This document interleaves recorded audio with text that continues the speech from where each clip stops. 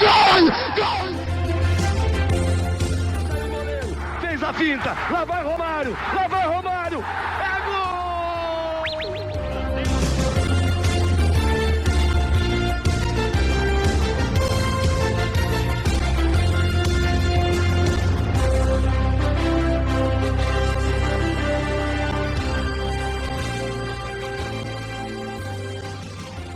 O podcast do Ponte Verde, eu sou Gabriel Salaf, você está na nossa prévia dos grupos na Copa do Mundo, com a Copa já rolando, né? A Copa já começou e a gente está trazendo aqui todas as análises, todas as prévias das chaves para você acompanhar as partidas bem informadas de uma forma resumida, prática, rapidinha, né? Não ocupe seu tempo para você escutar o podcast e depois ficar pronto para ouvir o jogo. Hoje a gente vai falar, neste podcast, iremos falar sobre o Grupo G, grupo que tem Bélgica, tem Egito, tem Irã e tem Nova Zelândia. Então, já se inscreve aqui no YouTube, no Spotify, aonde você está conferindo esse podcast, fica ligado para conferir os outros, se você não escutou. Veja se a gente falou muita bobagem também, porque a maioria dos jogos já rolou, né, quando você está escutando esse podcast.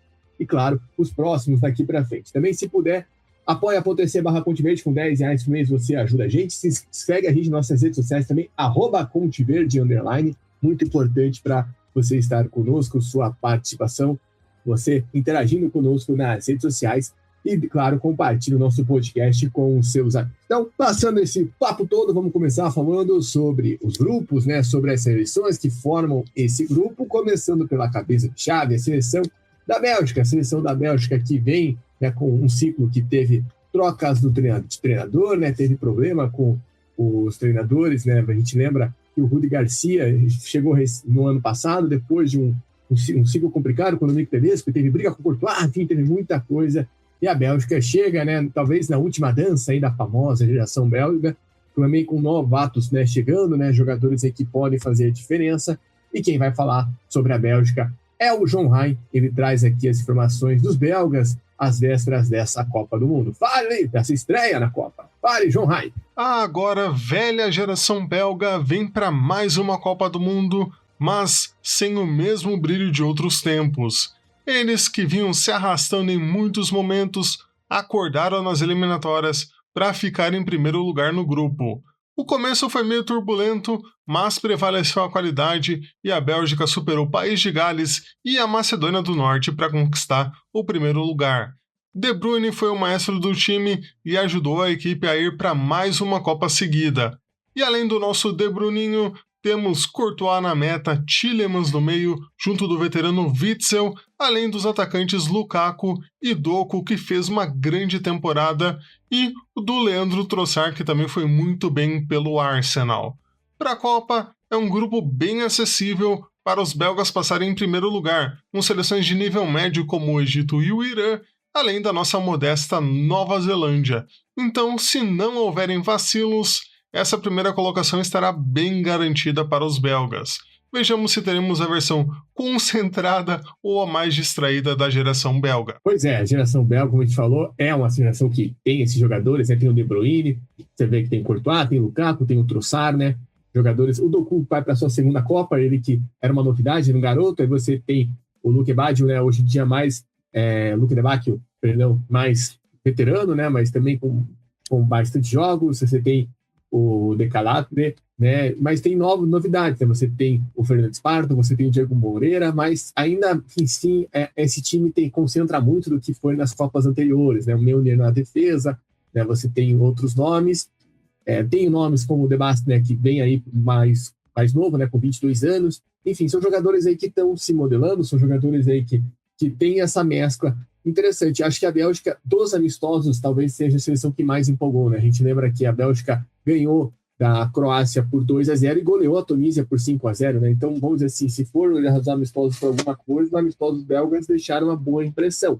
Mas, claro, amistoso, jogo é jogo. A Bélgica chega aí com essa missão, primeiro, de apagar o vexame que foi a Copa de 22, né? A Bélgica não passou da fase de grupos naquela ocasião, né? Caiu no grupo que tinha Croácia, Marrocos e Canadá. Mas nessas eliminatórias, como o João falou, teve uma briga um pouco mais incessante ali contra a País de Gales e Macedônia do Norte, chegou até em horas ficar bem ameaçada, né? O De Bruyne teve um papel fundamental nisso. Enfim, resta saber se essa velha geração belga, né, como diz o João, vai conseguir produzir algo dessa última chance de jogadores, né, na Copa do Mundo, né, como o De Bruyne, como o Lukaku, provavelmente, ou se vai ficar devendo. Então vamos ficar de olho. Interessante a gente ficar de olho na Bélgica. Quem também está nesse grupo são os faraós, o Egito, que é a seleção do Mohamed Salah, do Marmouche, e quem traz as informações sobre a seleção egípcia é o nosso parceiro de sempre, César Augusto Chidozi, do Ponta de Lança. Chidozi, fale mais sobre os faraós. Olá, queridos ouvintes do Conte Verde, Augusto Chidozi, mais uma vez aqui para poder falar desta vez sobre os faraós, o time de Hossam Hassan, que estará no grupo E, com Bélgica, Egito, Irã e Nova Zelândia. O Egito que aposta muito na força do futebol local, afinal nós teremos 17 jogadores que atuam na Liga Egípcia, o dobro se comparado com os 8 convocados em 2018, certo? E com destaque para alguns nomes que estarão, talvez, no último giro do relógio na seleção egípcia. O que eu quero dizer? São jogadores que estão, talvez, tendo a última chance, a última oportunidade de defender o Egito numa competição continental. Caso, por exemplo, de Mohamed El Shenawi, o próprio Mohamed Salah, dentre outros, tá? Como podemos ver aqui, o Egito vai com 4 goleiros, né? A primeira coisa que dá para destacar é que o El Shenawi deve talvez dar espaço para o Mustafa Chobeir, que vem atuando bem, tá? Nomes também como Salah, Marmouche, Trezeguet e Zizou, né, que são os nomes principais dos faraós, também com o jovem jogador do Barcelona, o Hamza Abdelkarim, né, talento do futuro, né, que talvez seja a principal novidade dessa seleção, né? E também a presença também de jogadores, como falei, de jogadores locais, especialmente de jogadores do Pyramids, com apelidos inspirados em jogadores brasileiros, como o Nabil Emadunga e o Mustafa Zico, tá? Tirando isso, né, essa parte mais lúdica, engraçada até, o Egito não tem jogado tão bem assim, né? Não é um time tão ofensivo, um time extremamente burocrático e que em grandes momentos apresenta uma certa dificuldade de construção de jogadas ou de um time mais propositivo, basicamente lançando bolas para o Salah e Marmouche para que eles possam fazer a mágica acontecer. Mesmo assim, eu acredito que o Egito, a expectativa do Egito é de classificação pelo menos para a próxima fase, a fase 16 avos, já que o grupo é bastante acessível para o Egito, se a gente considerar que, ok, tirando a Bélgica, que provavelmente deve ser a primeira colocada, mas já não é a Bélgica de 2018, é uma geração mais envelhecida, mas ainda tem bons nomes como De Bruyne, Romelu Lukaku, Saleh Marques também, né? Então, que tem feito boa temporada, De Ketelare, que tem feito boa temporada também, o Doku, certo? Mas, considerando que a situação do Irã, que terá que ir voltar do México quando for jogar nos Estados Unidos, né, não podendo ficar no país, considerando a fraqueza da seleção da Nova Zelândia, é bem possível que o Egito foque os 2 jogos contra Nova Zelândia e Irã para conseguir provavelmente o segundo lugar. Vai lembrar que o Egito vai estrear contra a Bélgica, ou seja, um jogo mais difícil vai ser logo de cara, e fechará a sua participação jogando contra a Nova Zelândia e contra o Irã. Então, talvez o jogo mais importante, tendo em vista que poderá ser o jogo que irá decidir a vaga dos faraós para a fase 16 avos, classificando como o segundo colocado e evitando se tentar se classificar como um dos melhores terceiros colocados.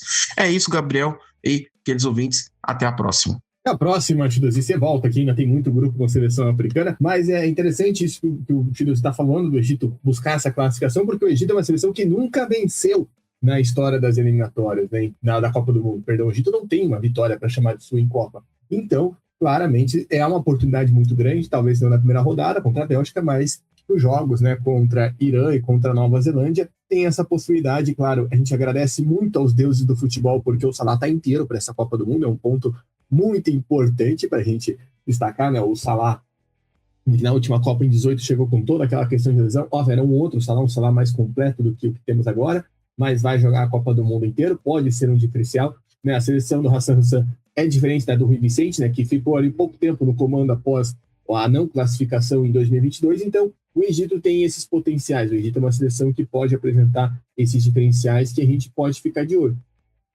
Acho que é uma oportunidade, é um elenco bem variado, chama a atenção os atletas do Pyramids, né, porque normalmente a gente, quando fala de atletas locais de seleção egípcia, a gente restringe muito ao Al Hilal, né, ao time de maior expressão, né, do continente, até mesmo africano, né, o time multicampeão africano, mas o Egito tem essa questão em mundiais, chega numa chave que pode sonhar, né, que pode brigar. Claro, acho que é um grupo equilibrado nesse ponto, não vejo tanta displicência assim entre Irã e até mesmo Nova Zelândia. Nova Zelândia acho que pode fazer jogos equilibrados contra essas duas seleções, vamos falar dos Al-Whites daqui a pouco, mas é claro que o Egito se destaca, também claro com toda a atenção que há nos persas neste momento. Então vamos aguardar ver o que os faraós podem produzir para nós nessa Copa do Mundo. E falando dos persas, o Irã que chega, acho que com um cenário, só para fechar o Egito, né, antes, o Egito que jogou um amistoso contra o Brasil e perdeu e venceu a Rússia também na preparação. Agora sim, falando do Irã, é um cenário extracampo totalmente pesado, né, toda essa situação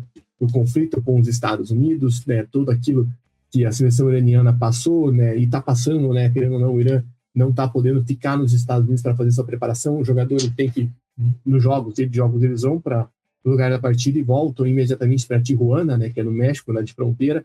Então é um momento muito delicado, né, um momento onde a seleção iraniana enfrenta essas tensões. Houve muita especulação se o Irã ia disputar a Copa ou não.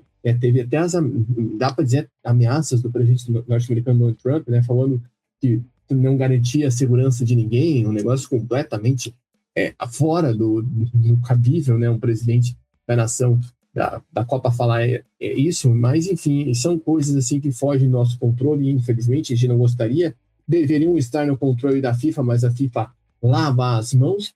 Enfim, o Irã tem toda essa narrativa extra-campo que pode pesar para os jogadores. Tem a questão, né, de muitos iranianos, gente fora do país, associarem a seleção ao regime, né, a República Islâmica, enfim, não se sentirem representados, né, tem isso muito forte ali na região de Los Angeles, onde há muitos persas, há muitos iranianos, e eles deram entrevistas, né, recentemente viralizou entrevistas do João Castelo Branco falando sobre isso. Enfim, tem toda essa questão, né, tem jogadores, né, o Sardar Azmoun, por exemplo, que é um jogador, é o segundo maior artilheiro no momento, a minha ação na seleção iraniana ficou de fora justamente por isso, ele sempre foi conhecido, né, por ser muito ativo nas redes sociais, protestando, né, manifestando apoio a manifestantes, e ele acabou sendo excluído da seleção por conta de fotos com sheiks do Emirados Árabes Unidos, né, onde ele joga, inclusive, no momento. Então, foi uma situação bem atípica.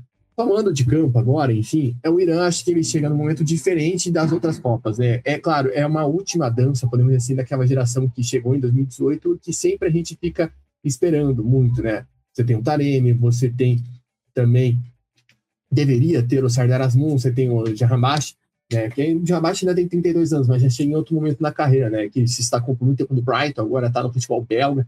Enfim, não tem nenhum jogador, né, numa grande liga europeia, como já acontecia em outrora, com o Taremi, com o próprio Sardar Azmoun, né? Enfim, né, se você for lembrar lá atrás com o DJH, os jogadores hoje que atuam no Irã, né, o Taremi está no Olympiacos, né, e você tem jogadores no futebol belga, jogadores como o Deniz Ekar, né, que chegou agora, né, tendo assim a sua primeira oportunidade, ele que se naturalizou, né, alemão, então é uma peça legal para a gente partir do olho, mas muitos jogadores atuando na região e no futebol local, né, você tem vários jogadores que atuam no Persépolis, você tem jogadores que quem acompanha o Irã já conhece, né, como o Benavente, né, um goleiro muito conhecido, o Rajafazi, que já tem mais de quase 150 jogos, né. Enfim, o Irã chega com isso e, assim como o Egito, tem essa expectativa de talvez consiga a classificação, né. Havia essa possibilidade clara em 22, né, o Irã ficou uma vitória, um gol da classificação, né, empatou com os Estados Unidos na última rodada, se tivesse vencido tinha passado, e agora tem essa possibilidade até pelos terceiros colocados. Claro, a partida contra a Nova Zelândia na estreia é essencial, né? O Irã é favorito, apesar de tudo, para essa partida. Também vai ser interessante para ver se esse, né, jogo, essa questão extra-campo vai pesar ou não para os iranianos. E também, claro, o jogo contra o Egito na briga por uma vaga na parte de cima. Tem, claro, o trabalho consolidado do Amir Ghalenoui, porque a gente via o Irã muito dependente do Carlos Queiroz nas últimas Copas, né? Ele até que saiu e voltou da seleção persa no último Mundial. Dessa vez não, teve um ciclo completo com o treinador, né, um Irã que se mostrou muito forte no cenário local. Isso era uma tendência, resta saber se isso vai aparecer no cenário mundial, e claro, com todas essas questões dos conflitos. Lembrando que o Irã, nos amistosos, ganhou da Gâmbia e ganhou de Mali, né, duas seleções que não estão na Copa do Mundo, mas que o Irã teve retrospecto favorável. Para fechar o grupo, então, vamos falar sobre a Nova Zelândia. Nova Zelândia que deve abrir aí um ciclo de participações, né, em Copas, já que a Oceania agora tem uma vaga direta, a Nova Zelândia sobra no continente. Mas será que vai sobrar no Mundial? Quem fala conosco é Felipe Augusto, da revista Série Z. Fala, Felipe! Quer acompanhar a Nova Zelândia antes que vire figurinha carimbada em Copas? Então, aproveite, pois 2026 deve marcar o início de uma sequência de Copas seguidas dos All Whites. Agora, com uma vaga direta para a Oceania, a seleção deve carimbar vaga para todas as próximas edições, desde que não haja uma zebra pelo caminho. Após 16 anos fora do Mundial, 3 jogadores e um clube chamam a atenção. Primeiramente, Chris Wood, atacante da Premier League do Nottingham Forest, que é o grande nome da equipe há anos. Na sequência, o zagueiro Tom Smith, único remanescente da Copa de 2010 e que caiu para a 6ª divisão inglesa na temporada passada. Para fechar a lista, Tim Payne, que ficou mundialmente famoso após um streamer argentino incentivar que as pessoas o seguissem no Instagram, chegando a 5 milhões de inscritos. Ele que tinha pouco menos de 5 mil seguidores. Para fechar, um clube, o Auckland FC, fundado em 2024, que já acumula sucessos na Liga Australiana e tem 5 convocados.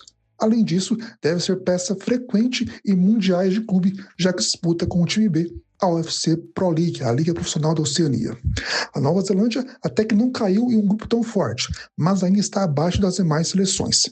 Deve brigar ali para fazer gols, para atrapalhar a vida de Egito e Irã e, quem sabe, atrapalhar um pouquinho a Bélgica.